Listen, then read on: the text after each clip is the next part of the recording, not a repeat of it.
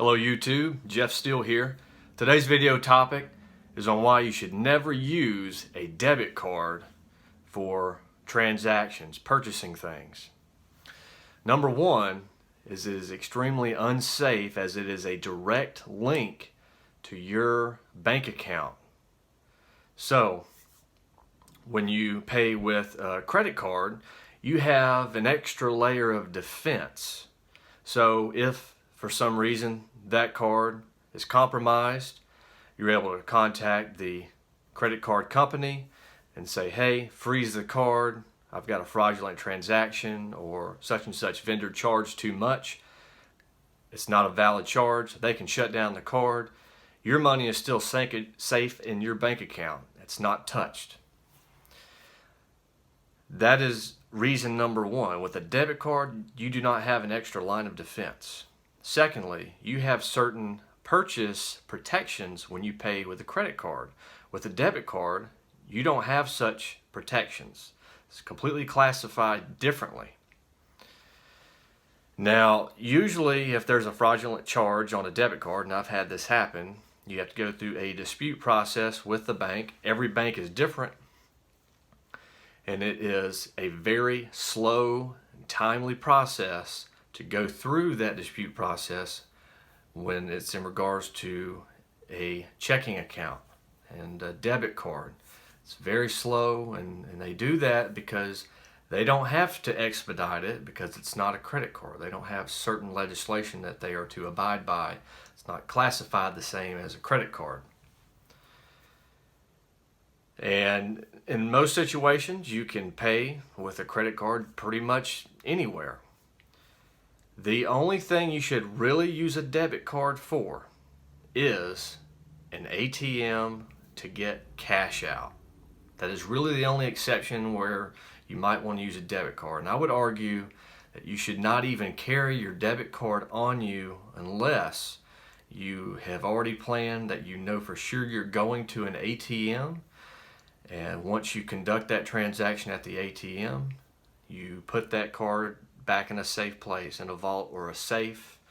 You do not carry it with you regularly. Think of a debit card no different as if you are carrying cash. If you lose cash, it's gone forever. I would think of a debit card the same way, very much like an actual check. Now, I would say the only exception to this would be if you're an individual who has absolute zero responsibility, you're not a responsible human being in regards to when you have a credit card, you don't have any self-control and you run up a high balance and you can't pay off that balance in full at the end of the statement cycle. If you just simply have no self-control with that and you only want to spend what you have, I would say that is the only exception to carrying a debit card. And the way you would do that is you would have what they call a burner account. In other words, you would plan on the account being hacked, and you would only keep enough money in that account for what you plan to spend on that given day. All the other money that you have is safe in another account that cannot be reached through that account. Let's call it walking around money, folding money. What you would carry is folding cash in your pocket on said given day. And just be prepared that it could happen. I would have, for example, I personally have 4 checking accounts. I would recommend having 2 or possibly 3 other checking accounts just in case this happens, if you're this type of person or if you just want to have a couple of backup accounts. Most situations, checking account minimum balances are usually around $1,500 if you don't have a regular direct deposit going into the account. Every bank is different. So you don't have to have a ton of money to have a couple of extra backup accounts. I highly recommend it because there are certain situations where you have to have auto draft set up through a regular checking account, or you have to use a check for something that it could become compromised. So it's good to have a front line, sort of a burner account, and then have a couple of extra accounts that are backup accounts just in case. So these are my thoughts on why you should never use a debit card under a couple of exceptions, which we covered. ATM, getting cash out, or if you're someone who does not have self-control with credit cards.